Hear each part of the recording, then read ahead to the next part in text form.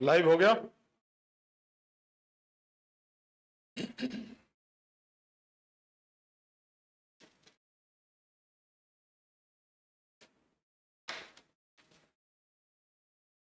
हाँ तो साथियों, मैं जीपी सिंह एक बार फिर से हाजिर हूं आपके सामने करंट अफेयर्स के विषय में बातें करने के लिए। और यहाँ पे जो भी करंट अफेयर्स इधर पिछले 2-4 दिनों में कुछ ऐसी बातें हुई हैं जो कि जानने लायक हैं, वो हमारे टीम के लोगों ने बनाया है और उसको मैं आपके सामने प्रस्तुत कर रहा हूं। आशा है आपको पसंद आएगा और आप अपने कमेंट्स में बताएंगे हमको, अपने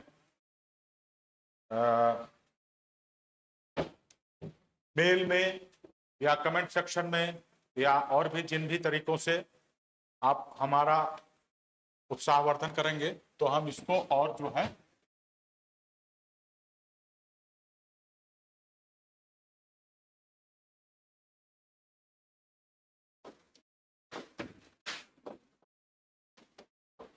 इसको फिर हम और परिवर्धित और परिमार्जित करने का प्रयास निरंतर करते रहेंगे। ये आपके रिएक्शन और फीडबैक पे डिपेंड करता है। तो शुरू करते हैं कि कल जो हमने क्लास किया था उसके बाद और कौन सी घटनाएं हुई जिनके विषय में आपको परिचित होना चाहिए। उनमें है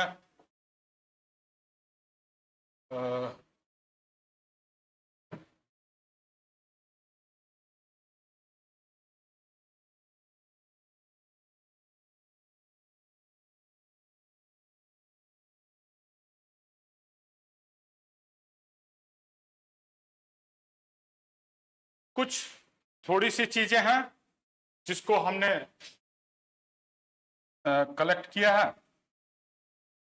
ये 27 जुलाई की डेट के, आज के डेट के हिसाब से इसको हमने कलेक्ट किया है। तो उसमें यह है कि चौथी ECS WG की पर्यावरण जलवायु मंत्रियों की बैठक चेन्नई में शुरू हुई। आप जैसा कि जान रहे हैं कि भारत को 1 वर्षों के लिए G20 देशों की अध्यक्षता मिली है और इसी क्रम में ढेर सारी जो वो होती हैं, मीटिंग्स होती हैं G20 के देशों की, और उनमें जो है और भी आमंत्रित सदस्य भी होते हैं। लगभग पूरी दुनिया के लगभग सभी देश जो होते हैं उसमें उनका प्रतिनिधित्व होता है, सभी महत्वपूर्ण देश होते हैं। तो उसमें अलग अलग शहरों में भारत के सरकार द्वारा अलग अलग विषयों पे डायलॉग का आयोजन किया जा रहा है। डायलॉग फोरम है, इसका आयोजन किया जा रहा है जिसमें G20 सदस्य देशों के प्रतिनिधि होते हैं। मुख्यतः जो है हाई लेवल के प्रतिनिधि होते हैं, खासतौर से जिस विषय पे चर्चा होती है उसके इंचार्ज जो मंत्री होते हैं। और उसके अलावा कई आमंत्रित देश भी होते हैं। जैसे बोला कि कई जो महत्वपूर्ण देश हो गए G20 के अलावा, जो उनमें और देश नहीं है G20 समूह में, उसके अलावा जो आमंत्रित देश होते हैं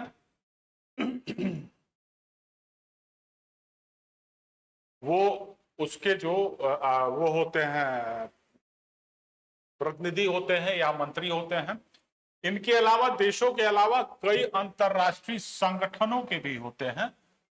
लगभग 300 प्रतिनिधि एक साथ आ रहे हैं इसमें। और इसमें क्या होता है, एक चर्चा होती है।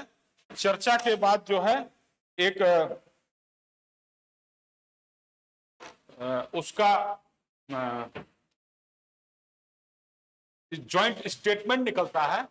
वो स्टेटमेंट को सभी देशों को लगभग उसी हिसाब से वो देश अपने अपने देशों में जाते हैं और अपनी जो भी नीतियां बनाते हैं तो उसमें उसका पालन और ध्यान करने की पूरी पूरी कोशिश किया जा रहा है।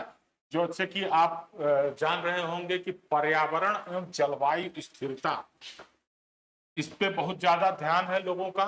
पर्यावरण और जलवायु में बहुत ही महत्वपूर्ण नुकसानदेह परिवर्तन आ रहे हैं, तो उनको लगातार उनको रोकने की, उनको थामने की गतिविधि चल रही है कि सरकार द्वारा ऐसी नीतियों का अनुपालन किया जाए, निर्माण किया जाए, नीतियों का निर्माण किया जाए, अनुपालन किया जाए। उनके जो भी देश समाज में जो जनता है, जो लोग हैं या जो संस्थाएं हैं, उनके द्वारा इस तरह से कार्य संपादन किया जाए ताकि जो है पर्यावरण और जलवायु की स्थिरता बनी रहे, पर्यावरण में सुधार होता रहे। जैसा कि आप जानते हैं कि आज के 10-12 साल पहले ओजोन लेयर में बहुत ज्यादा छेद हो गया था, बहुत बड़ा, हजारों किलोमीटर स्क्वायर एरिया का छेद हो गया था। फिर इसी तरह से तमाम मीटिंग्स हुई, लोगों ने उस पर चिंता व्यक्त की, उसको सही करने के तरीकों पे चर्चा हुई। फिर उन तरीकों को अपने अपने देश में सभी लोग गए। पर्यावरण ऐसी चीज है कि कोई एक देश उसको नहीं कर सकता है। जब तक सारे देश जो है हवा पानी का रक्षा, सुरक्षा, उनके सुधार और उनमें जो है प्रदूषण की गतिविधियों को नियंत्रित नहीं करते हैं, तब तक उसमें जो है एक अकेला देश या 2-4 देश नहीं कर सकते हैं। जो भी लगभग 200 के करीब देश हैं, 200 से ऊपर ही देश हैं छोटे बड़े मिला के, तो लगभग ज्यादा से ज्यादा देश जब तक उसमें कोई कार्रवाई नहीं करते हैं तब तक उसका सुधार नहीं हो सकता है हवा पानी और पर्यावरण परिस्थिति में। ठीक है, तो इसीलिए इस प्रकार के मीटिंग्स की, इस प्रकार के समूहों की और उनमें जो भी स्टेटमेंट निकलते हैं, जो अंतिम जो सबका आकार प्रणाली कैसे होनी चाहिए, इसका जो ज्वाइंट स्टेटमेंट निकलता है जिसपे सभी सम्मिलित होने वाले देशों और समूहों की सहमति होती है, उसके बाद जो है उस पर कार्रवाई होती है, तभी पर्यावरण के विषय में हम लोग कुछ सुधार देख सकते हैं। तो G20 में भी इस प्रकार के मीटिंग हो रही है। हेलो, इधर बैठो। सुधार हो रहा है, सॉरी, मीटिंग हो रही है। तो ये मीटिंग जो है कहां हो रही है? फिलहाल चेन्नई में हो रही है। और इसमें इस तरह से ये चीजें हैं। इसका पीडीएफ भी अभी चला जाएगा आपके पास, अभी तुरंत अभी इसका पीडीएफ जाएगा, इसको आप पढ़ सकते हैं और उस विषय में आप हमसे जो है अपनी चर्चा भी कर सकते हैं जब और जैसा आपको समझ में आए। ठीक ना? अच्छा,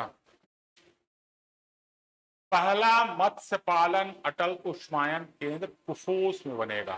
कुफोस मतलब Kerala university of fisheries and ocean studies. Kerala university of fisheries and ocean studies विश्वविद्यालय में मत्स्य पालन में भारत का पहला अटल इंक्यूबेशन सेंटर स्थापित किया है। नीति आयोग से इसको 10 करोड़ का अनुदान प्राप्त कराया गया है। विश्वविद्यालय के अधिकारियों ने कहा अनुदान नवाचार और तकनीकी उन्नति को, संस्कृति को बढ़ावा देगा। नवाचार मतलब क्या हुआ? जो नई प्रकार की तकनीकी, जो नए नए खोज जुगाड़ जो होते हैं उनको फिर जो है नवाचार कहते हैं, और जो पुरानी जो तकनीकी चली आ रही है उनमें सुधार होता है।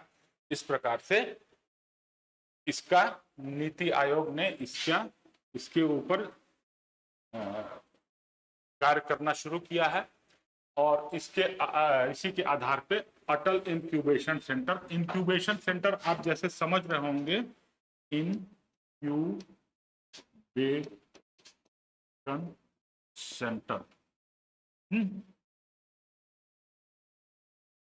इंक्यूबेशन सेंटर मतलब यह हो गया कि जहां पे अंडे और बच्चे और प्रजनन आदि का जहां पे विशेष रूप से ख्याल किया जाता है और उसको बढ़ावा दिया जाता है। किसी भी चीज का, किसी भी जीव जंतु का क्या हुआ कि अगर उनकी हमको संख्या को बढ़ाना है और संख्या में ये ध्यान रखना है कि क्वालिटी जो है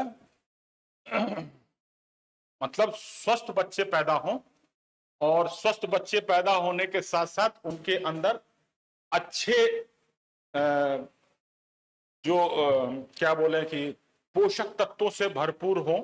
जैसे कि मछली पालन का क्या उद्देश्य होता है कि मछली पालन को फिर उसके बाद मनुष्य उस मछली का प्रयोग करता है किसमें, अपने भोजन में।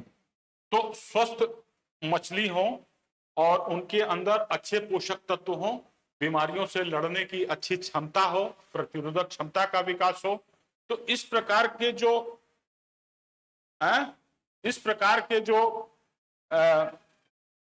नए नए प्रजातियां होती हैं, उनके विकास के लिए इंक्यूबेशन सेंटर में उनके प्रजनन, अंडा वगैरह देने होने का ध्यान रखा जाता है।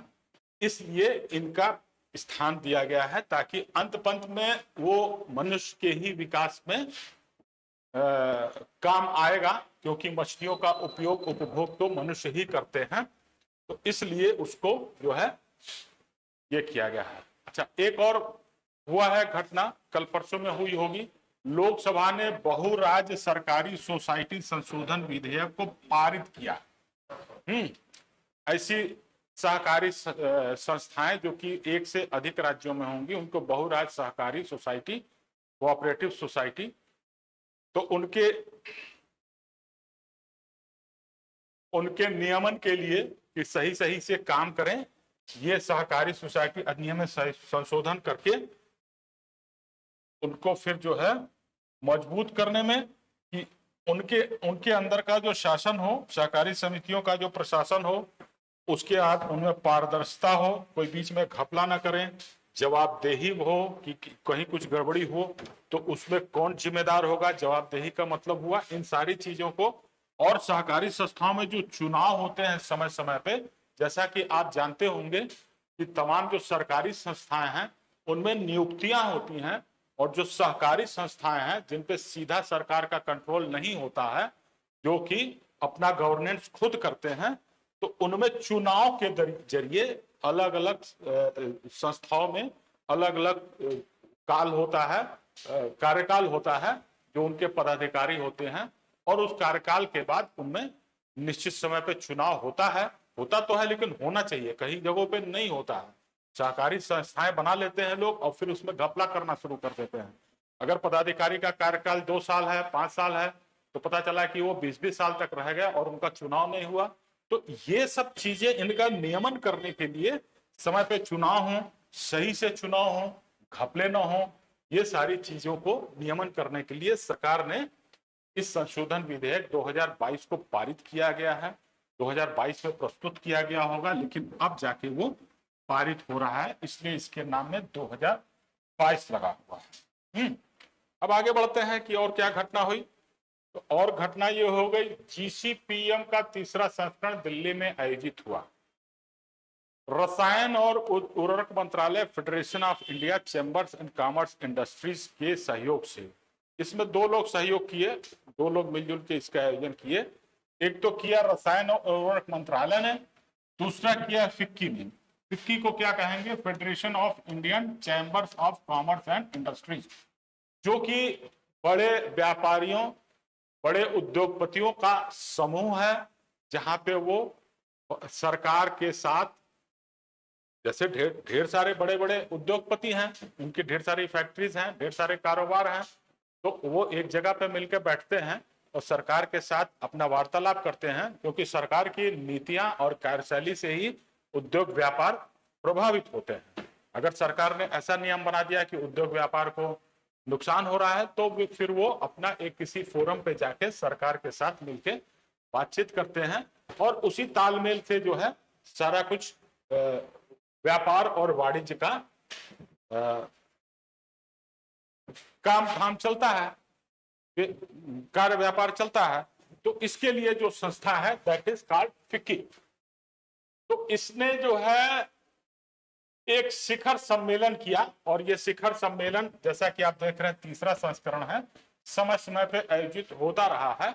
तो इसमें जो है क्या हुआ, global chemical and petrochemical manufacturing hub, इसको अंग्रेजी में GCPMH कहते हैं, global chemical and petrochemical manufacturing hub. इसका शिखर सम्मेलन किया गया। केंद्रीय मंत्री मनसुख मंडाविया जो कि रसायन मंत्री भी हैं, तो उन्होंने जो है इसका अध्यक्षता किया। और उसके बाद जो है ये 28 जुलाई को उसका समापन होगा। 28 जुलाई यानी कि कल 28 जुलाई को इसका समापन होगा। इसका मतलब कि ये अभी आज भी चल रहा होगा। ठीक है।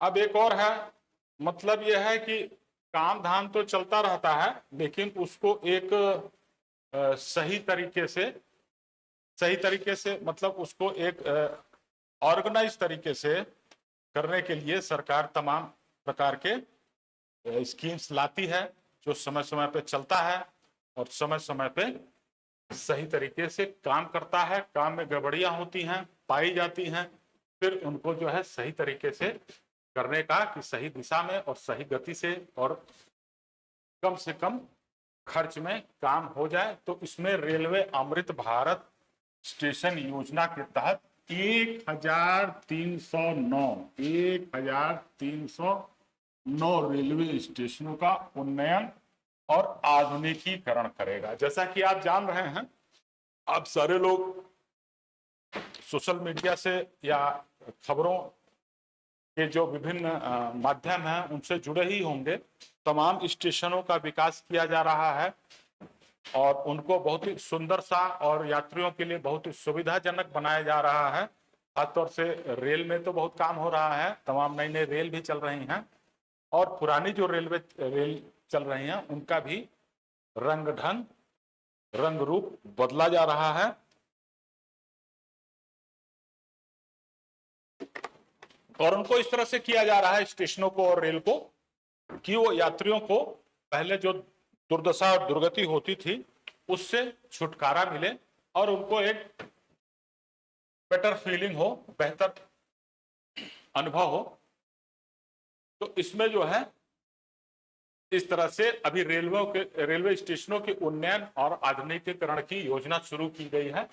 तो इसका नाम दिया गया है अमृत भारत स्टेशन योजना। इसको आप ध्यान रख लेंगे। इस स्कीम का नाम है, इस योजना का नाम है। तो पहले से स्कीम चल रही थी, इसमें से 1309 और स्टेशनों को शामिल किया गया। हालांकि शामिल तो बढ़िया तो सब होना चाहिए, लेकिन ये सुधार का कार्य है। तो ये धीरे धीरे जो है सबका होगा। देश इतना बड़ा है कि सब चीज एक साथ नहीं हो सकती है।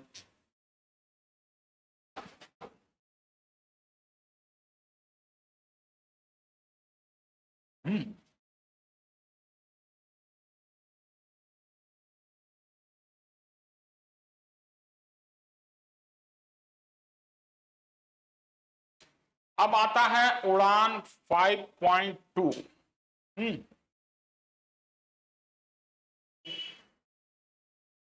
उसके मंत्री हैं विमानन मंत्री, एविएशन मिनिस्टर श्रीमान ज्योतिरादित्य सिंधिया। उन्होंने उड़ान 5.2 का अनावरण किया गया है। इन्होंने कहा विमान क्षेत्र में पिछले कुछ वर्षों में तेजी से वृद्धि देखी गई है। बेड़े का आकार 2013 में 400 विमानों से बढ़कर अब 700 हो गया। अगले 5 वर्षों में यह संख्या 1500 तक बढ़ने की संभावना है। कुल जितने भी विमानन क्षेत्र में विमान है, पहले 400 विमान थे, अब बढ़ के 700 हो गए। इनका संख्या और धीरे धीरे बढ़ता जा रहा है। हेली शिखर सम्मेलन 2023 और 3 उड़ान प्रशिक्षण संस्थाओं का उद्घाटन किया। मध्य प्रदेश में कार्यक्रम की हेली सेवा ऐप का शुरू किया। हेली सेवा मतलब हेलीकॉप्टर सेवा का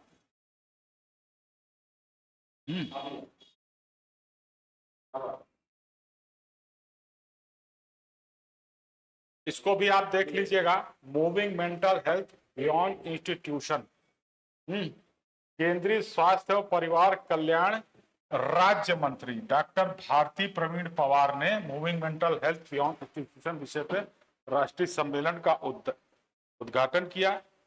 यहीं पे आपको एक और चीज जानने को मिल जा रही है जिसको ना मालूम हो कि नेशनल ह्यूमन राइट कमीशन के अध्यक्ष न्यायमूर्ति अरुण मिश्रा हैं और वो वहां पे उपस्थित हुए थे। और इसमें क्या चर्चा किया गया कि 2017 में मानसिक स्वास्थ्य की देखभाल का अधिनियम बना था, उस पे कार्य में जैसे वो आया तो क्या क्या समस्या आई उस पर चर्चा हुआ, वो चर्चा होगा। फिर उसमें जो जो कमियां आई, जो जो दिक्कतें आई, उनको ध्यान में रखते हुए फिर उस अधिनियम में परिवर्तन किया जा सकता है या संशोधन किया जा सकता है। ठीक है। नाडा ने एथलीटों के लिए एंटी डोपिंग हेल्पलाइन शुरू किया। जैसा कि आप जान रहे होंगे कि अभी कुछ दिनों पहले एक महिला वेटलिफ्टिंग में एक थी संजना चानू या कुछ ऐसे ही नाम था, तो उनको 4 साल के लिए प्रतिबंधित कर दिया गया था।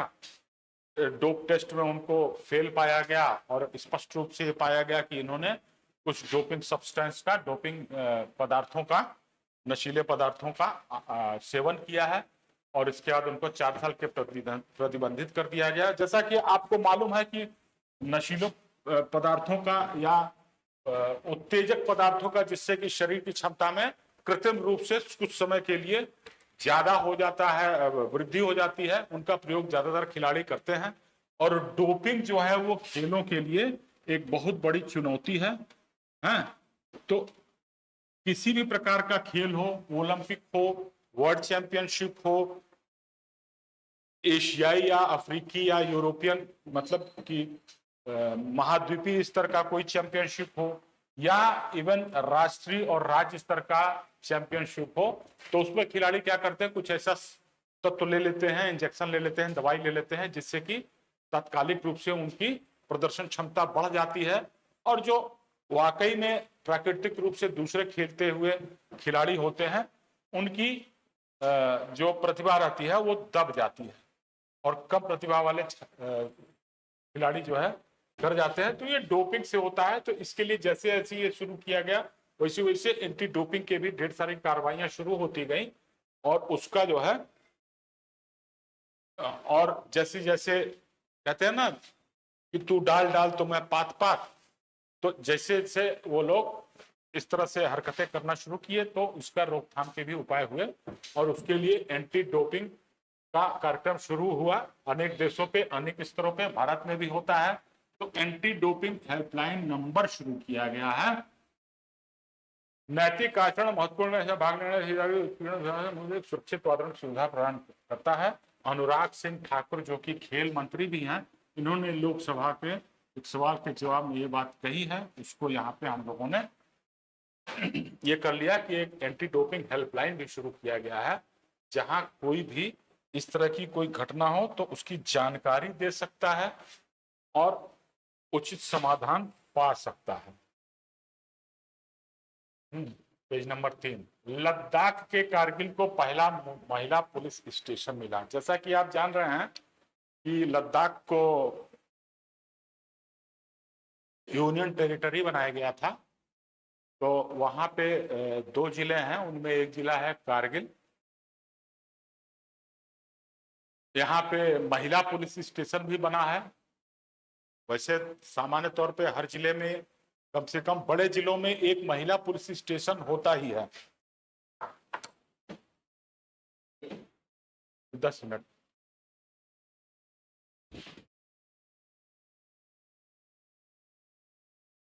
चलिए जीएस वाला करंट अफेयर वाला। तो कारगिल में पहला महिला पुलिस स्टेशन मिला है और उधर में अभी विकास के कई आयाम ऐसे थे जो जम्मू कश्मीर और लद्दाख जो नए वो बने हैं उनमें अभी नहीं पहुंच पाया था। अब धीरे धीरे स्टेप वाइज एक एक चीजें हो रही हैं, तो उनमें एक स्टेप ये हो गया है कि महिला पुलिस स्टेशन वहां पे बना हुआ है कारगिल जिले में। और यह मुख्यतः जो भी महिला पुलिस स्टेशन होता है जिले हेडक्वार्टर में ही होता है, कोतवाली में या एसपी कार्यालय में या कलेक्ट्रेट में, तो वहां पे बना होगा। जीसीपीएम का तीसरा संस्करण नई दिल्ली में आयोजित हुआ।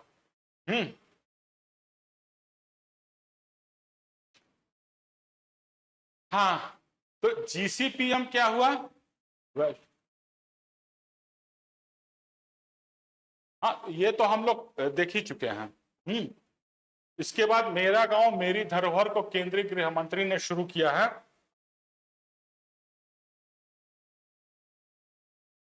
वो केंद्रीय गृह एवं सहकारिता मंत्री श्री अमित शाह आजादी के अमृत महोत्सव के हिस्से रूप में एक अनूठी पहल मेरा गांव मेरी धर शुरू करेंगे। ये कब होगा? आज शाम 7 बजे कुतुब मीनार पर एक भव्य प्रोजेक्शन मैपिंग शो के दौरान आधिकारिक तौर पर वर्चुअल प्लेटफॉर्म का शुभारंभ करेंगे। कल जैसे बताया था मेरा गांव मेरी धरोहर, उसी संदर्भ में एक कार्यक्रम था ना कि हर गांव से मिट्टी जाएगी और एक पार्क का आयोजन किया, पार्क का निर्माण किया जाएगा। तो उसी से मिलता जुलता कार्यक्रम है राष्ट्रीय सांस्कृतिक मानचित्रण मिशन। ये ध्यान दीजिए, मानचित्रण, सांस्कृतिक मानचित्रण, राष्ट्रीय सांस्कृतिक मानचित्रण मिशन के तहत ये किया गया है, जिसमें कि पूरी लोकल जो संस्कृतियां होती हैं, हर गांव का, हर क्षेत्र का अलग अलग सांस्कृतिक होता है। जैसे आप लोगों ने देखा होगा अलग अलग क्षेत्र का है, जैसे एक मधुबनी आर्ट का है, उधर बिहार में जो है मिथिला की तरफ होता है। ऐसे ऐसे हर जिले में, हर क्षेत्र में कुछ न कुछ विशेष सांस्कृतिक विशेषताएं होती हैं। तो उसी से संबंधित ये कार्य किया गया है। राष्ट्रीय कोयला सूचकांक में इस साल मई में 33.8% की गिरावट देखी गई। इसको आप देख लीजिएगा। IMF ने भारत की जीडीपी वृद्धि का अनुमान 6.1 किया। तो देखिए, जीडीपी जो है, ग्रॉस डोमेस्टिक प्रोडक्ट, उसका अनुमान अलग अलग संस्थाओं द्वारा किया जाता है। वो है, एक तो IMF करता है, दूसरा हमारी अपनी जो संस्थाएं हैं, जिसमें भी NSSO हो गया, नेशनल स्टैटिस्टिकल ऑर्गेनाइजेशन करता है, सॉरी, वो अपना अलग अनुमान करता है। एक फिच है, अंतरराष्ट्रीय संस्था, फिच रेटिंग के भी नाम से आता है। इसके अलावा मूडीज वगैरह का भी आता है। अलग अलग, सबका अपना अलग अलग गणना करने का अलग अलग तरीका होता है, अलग अलग सैंपलिंग होती है, सब लोग अपना अपना करते हैं। तो वो जैसी जैसी प्रक्रियाएं चलती रहती हैं राष्ट्र में, वैसे वैसे वो अनुमानित संशोधित दर करते हैं। अनुमानित संशोधित दर का क्या मतलब हुआ कि कितना होने वाला है। जैसे अभी क्या चल रहा है, अभी हमारा वित्तीय वर्ष चल रहा है 2023-24। ये 1 अप्रैल 23 से 31 मार्च 24 तक चलेगा, 12 महीने। तो जब ये 31 मार्च का पीरियड समाप्त हो जाएगा, उसके बाद हमने जीडीपी में वृद्धि का कितना दर प्राप्त किया, इसका एक अनुमान वो प्रस्तुत करते हैं। तो ये घटता बढ़ता रहता है। पहले 6.6 किया, फिर 6.3 किया, फिर 6.1 किया। इस तरह से घटता बढ़ता रहता है समय समय पे कि किस तरह से गतिविधियां हमारी चल रही हैं। जैसे अब ये देखिए, ये क्या कहते हैं कि IMF ने 2024 के लिए ग्रोथ का अनुमान, वृद्धि दर का अनुमान जो है 6.31 है, और ग्रोथ का अनुमान 6.3 इस तरह से कर रखा। इसके पहले जून में फिच रेटिंग ने भारतीय अवस्था के लिए विकास का पूर्वानुमान 6.3 कर दिया था। फिच रेटिंग जैसे आपने अक्सर देखा होगा, फिच रेटिंग, मूडीज रेटिंग, इस तरह से तमाम संस्थाएं हैं जो करती हैं। तो फिच और IMF दोनों ने 6.3 किया है। अब आप ये जान लीजिए कि अर्थव्यवस्था या जीडीपी, अर्थव्यवस्था की स्वास्थ्य जो है जीडीपी से नापी जाती है कि कृष्णा आपका ग्रॉस डोमेस्टिक प्रोडक्ट हो गया। और इसके विषय में अगर आपको बहुत विशेष जानना है अर्थशास्त्र के विषय में, तो हमारी अर्थशास्त्र की भी क्लासेस चलती हैं, जिसको कि आप ऐप पे या हमारे यूट्यूब चैनल पे देख सकते हैं। उसमें बहुत विस्तार से समझाया है हमारे अमर सर ने कि जीडीपी क्या होता है, GNP क्या होता है, ग्रॉस नेशनल प्रोडक्ट क्या होता है, नेट नेशनल प्रोडक्ट क्या होता है, तो ये सारी चीजें बताई गई हैं, उसको आप समझ सकते हैं। तो ये चीज जो है बहुत अच्छे से उसमें बताया गया है, आप देख सकते हैं। तो ग्रोथ जो है क्या होता है कि ग्रोथ अगर जीरो है, जैसे कि मान लीजिए आज के डेट में हमने डोमेस्टिक प्रोडक्ट है, domestic product, gross domestic product क्या हो गया कि डोमेस्टिक प्रोडक्ट, सकल घरेलू उत्पाद,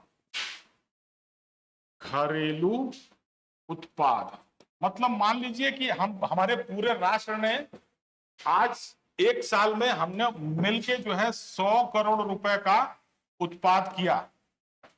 अब अगर हमारा GDP growth rate, not GDP, GDP अलग चीज है, जीडीपी ग्रोथ रेट अलग चीज है। अगर हमारा जीडीपी ग्रोथ रेट जीरो भी हो गया, 0% हो गया, तो भी अगले साल हम केवल 100 करोड़ रुपए का ही उत्पाद पैदा करेंगे। जीडीपी ग्रोथ रेट जीरो हो गया, इसका मतलब ये नहीं है कि हमने जो है सारा कुछ हमारा जीरो हो गया, 100 पे बरकरार है। अब अगर जीडीपी ग्रोथ रेट हमारा 6% है मान लीजिए, तो पिछले साल अगर हमने 100 करोड़ का उत्पादन किया था, तो इस साल हम 106 करोड़ रुपए का उत्पादन करेंगे। ठीक है, इस प्रकार से ग्रोथ रेट अलग है, जीडीपी अलग है। हाँ, नेगेटिव ग्रोथ होता है तो फिर कम हो जाता है। तो ये अनुमान प्रस्तुत किया गया है। अब देखिए वो सहकारी बैंक पे अभी कुछ समय पहले सहकारी बैंक, कोऑपरेटिव संस्थानों की बात हो रही थी ना कि नियमन संशोधन किया है। तो ये क्या किया है कि भारतीय रिजर्व बैंक ने बेंगलुरु ने सबसे पुराने संस्थानों में से एक, द नेशनल कोऑपरेटिव बैंक। अब ये देखिए कोई भी संस्था अगर बढ़िया से चलाया जाए तो बहुत ही कम संभावना है कि वो गड़बड़ रूप से चले। जैसे हम कहते हैं ना कि कोई भी बच्चा अगर बढ़िया से पढ़े तो बहुत कम संभावना है कि वो किसी न किसी एग्जामिनेशन में तो सिलेक्ट हो ही जाएगा। मानते हैं कि हम लोग बड़ी जनसंख्या वाले देश हैं और कहीं किसी एक जगह जब निकलता है, पोस्ट निकलता है तो वो कम होता है, लेकिन कुल मिला के पर्याप्त पोस्ट निकलता है, तो यहां वहां कहीं न कहीं सिलेक्ट हो ही जाएगा। वैसे ही कोऑपरेटिव सोसाइटी का है कि अगर बढ़िया से चलाओ तो काम करेगा ही करेगा। उसी का नियमन करने के लिए अभी कुछ समय पहले, 10 मिनट पहले बताया गया था कि एक पास किया गया है। तो इन्होंने, ये कोऑपरेटिव बैंक है, उनकी बिगड़ती वित्तीय स्थिति के कारण बहुत ही गड़बड़ कर रहा था।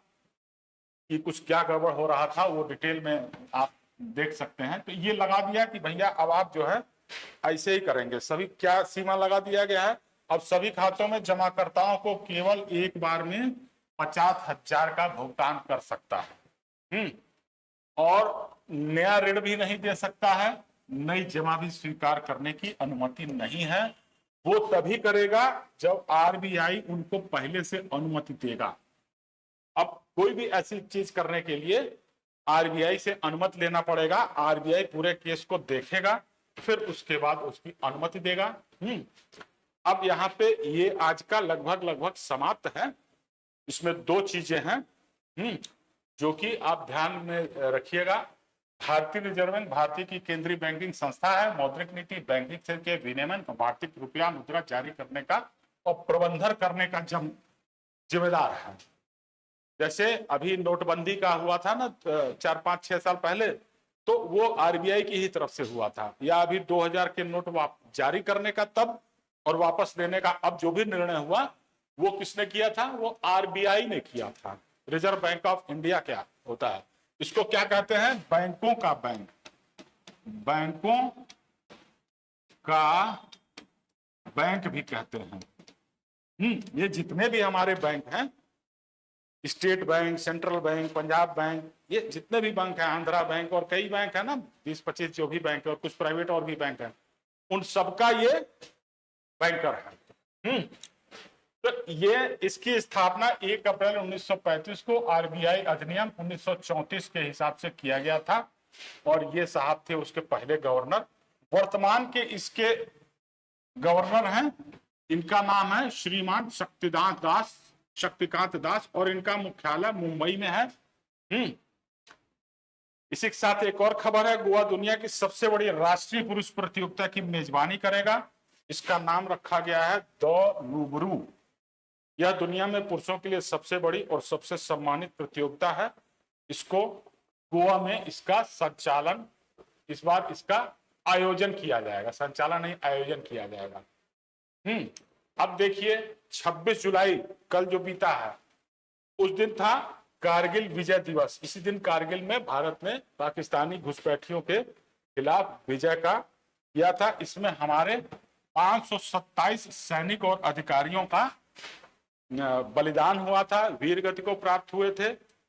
तो इसलिए इसको जो है हर साल इसका जो है मनाया जाता है। 7 दिनों की लड़ाई के बाद 26 जुलाई को समाप्त हुआ था। 24वीं वर्षगांठ का जश्न मनाने के लिए दिल्ली से द्रास तक, वो कारगिल के पास में एक जगह है द्रास, वहां पे स्मारक बनाया गया है। पूर्ण महिला मोटरसाइकिल अभियान का आयोजन किया गया है। ठीक ना, उसको याद करने के लिए हमारी शहीद, हमारे जो वीर पुरुष रहे हैं, देश के वीर जवान रहे हैं, उनको श्रद्धांजलि देने के लिए और उनकी याद बनाने के लिए इसी साथ साथ राष्ट्र के जो नवयुवक और जितने भी पुरुष हैं या जितने भी निवासी हैं, उनको अपने राष्ट्र के प्रति सजग रहने, उसकी रक्षा सुरक्षा के प्रति सजग रहने के लिए इस प्रकार के आयोजनों का महत्व है। ठीक है,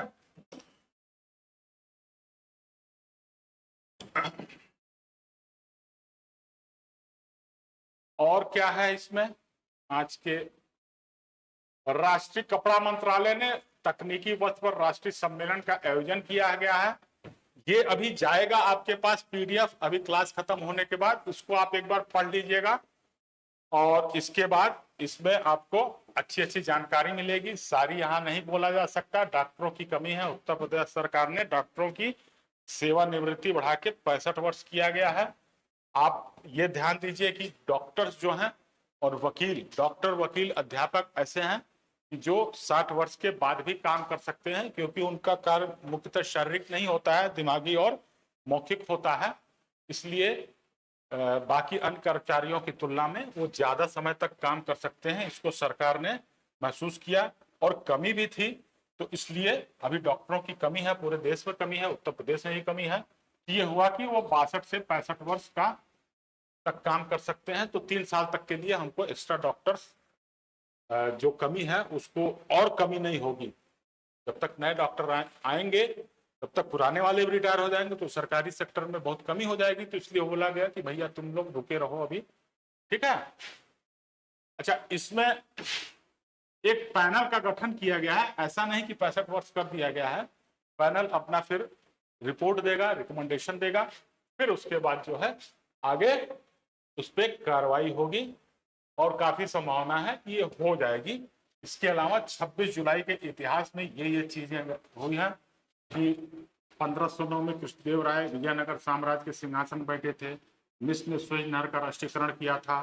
भारत और पाकिस्तान के कारगिल युद्ध खत्म हुआ था, जिसमें भारत की विजय हुई थी, जिसकी याद में हम विजय दिवस मनाते हैं। ठीक है। छत्तीसगढ़ राज्य 2002 में छत्तीसगढ़ में राज्य शूटिंग चैंपियन शुरू हुई थी। अच्छा, 2009 में परमाणु पनडुब्बी लॉन्च करने वाला 6ठा देश बन गया था। परमाणु शक्ति चालित, जैसे कि नॉर्मली क्या होता है, कोई भी इंजन चलाते हैं तो वो डीजल से या पेट्रोल से या किसी भी पावर सोर्स से चलता है। परमाणु ऊर्जा के द्वारा चलने वाली भी होती हैं। इसी के साथ हम अपने क्लास को समाप्त करते हैं। कल फिर इसी वक्त पे हम लोग मिलेंगे। धन्यवाद।